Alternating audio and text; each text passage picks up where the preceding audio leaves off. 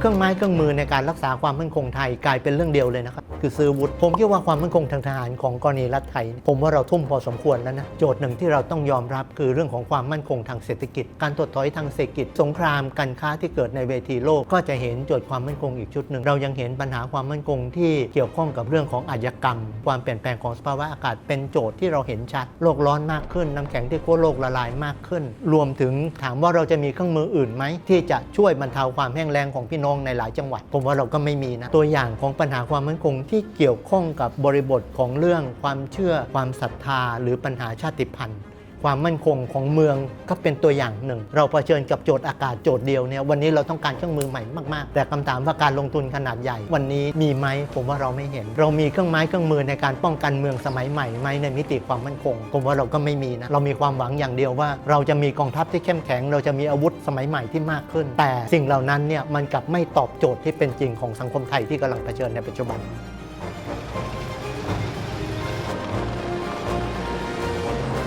ผมคิดว่าเวลาเราบอกว่า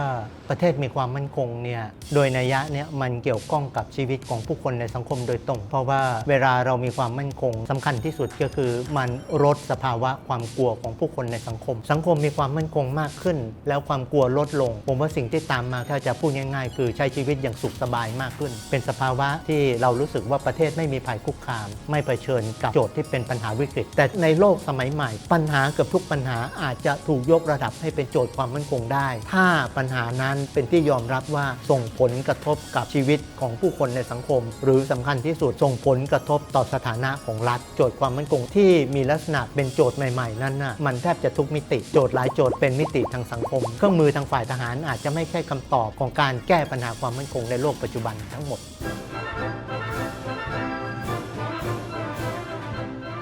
ผมคิดว่าโจทย์ความมั่นคงในปี 2019 ที่เราเห็นโจทย์ใหญ่ที่สุดคงหนีไม่พ้นเรื่องการแข่งขันอิทธิพลระหว่างสหรัฐกับจีนรัฐมหาอำนาจใหญ่2ฝ่ายกลับเข้ามาสู่ภาวะเดิมของการเมืองโลกเพราะฉะนั้นสิ่งที่เรากำลังเห็นถามว่าเป็นอะไรใหม่ในเวทีโลกไหมไม่ใหม่เป็นแต่เพียงเราเห็นคู่แข่งขันเนี่ยเป็นคู่ใหม่แล้วในโจทย์นี้วันนี้มันซ้อนมาด้วยเรื่องอีกเรื่องหนึ่งคือสงครามการค้าสงครามการค้ากลายเป็นส่วนหนึ่งของการแข่งขันเชิงอิทธิพลของรัฐมหาอำนาจใหญ่เพราะฉะนั้นโจทย์การแข่งขันอย่างนี้ก็ยิ่งสะท้อนว่านอกจากเห็นการแข่งขันทางการเมืองและการทหารเรายังเห็นการแข่งขันอีกมิติหนึ่งคือการที่สหรัฐเนี่ยตัดสินใจเปิดสงครามการค้ากับจีนแน่นอนรัฐมหาอำนาจใหญ่มีองค์ประกอบสำคัญอย่างหนึ่งความเป็นมหาอำนาจใหญ่ยังจำเป็นต้องมีเครื่องมือทางการทหารที่เข้มแข็งแต่สำหรับรัฐเล็กๆเนี่ยผมคิดว่าเราเห็นความต่างในด้านหนึ่งรัฐมหาอำนาจใหญ่อาจจะยังมีเงื่อนไขทางเศรษฐกิจที่จะพัฒนาขีดความสามารถทางทหารของตัวเองในโลกปัจจุบันคนน้อยเนี่ยในประธานก็สามารถช่วยพญาราชสีห์แล้วก็พญาโคชสารได้เหมือนกันนะนี่สุภาษิตไทยนะก็อยากขอฟังสุภาษิตจีนสักอันหนึ่งได้ไหม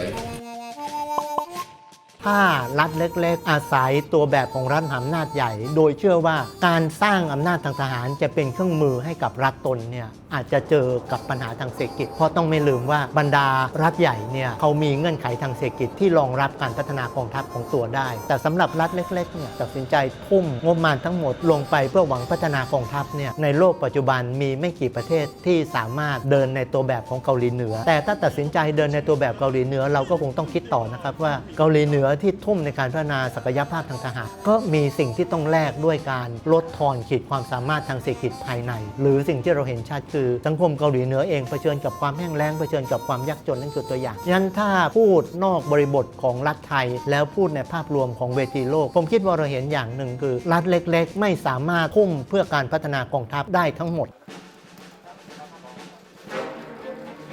วันนี้องค์กรที่มีอำนาจมากที่สุดในมิติความมั่นคงของรัฐไทยถ้าเราไม่พูดกองทัพผมว่าคือกรมน.ก็แปลว่าไม่ว่าจะหมุนซ้ายหมุนขวาอำนาจในการนิยามโจทย์ความมั่นคงของประเทศเนี่ยก็ยังอยู่กับฝ่ายทหารผมว่ากระบวนการทำนโยบายด้านความมั่นคงต้องคิดใหม่เราต้องการวิสัยทัศน์ใหม่ของผู้นำที่จะเห็นความเปลี่ยนแปลงของมิติด้านความมั่นคงแต่คำถามใหญ่เวลาเราเห็นการจัดซื้อยุทโธปกรณ์เป็นอะไรที่ซ้ำแล้วซ้ำอีกซ้ำแล้วซ้ำอีกหรือเสมือนกับว่าเราอยู่ในยุคประมาณสงครามโลกที่2ซื้อเรือดำน้ำซื้อรถถัง คือข้อถกเถียงเรื่องความเหมาะสมเฉพาะกรณีเรือดำน้ำนี่คือตัวอย่างกองทัพเรือชอบใช้ว่ามีเรือดำน้ำแล้วเราจะมีเครื่องมือในการปกป้องผลประโยชน์ทางทะเลซึ่งพอมาถึงจุดนี้ก็ต้องนิยามนะครับตกลงผลประโยชน์ทางทะเลที่พูดกันจนเป็นคำติดปากแล้วไม่มีความหมายเนี่ยคืออะไรตกลงเรือดำน้ำอยู่ตรงไหนในยุทธศาสตร์ของรัฐไทยปัญหาใหญ่ที่สุดของกองทัพวันนี้คือเราต้องการทิศทางของการจัดซื้อยุทโธปกรณ์ทำอย่างไรจะไม่มีลักษณะซื้อไปตามใจผู้นำในแต่ละยุคแต่ละสมัยและ2ทำอย่างไร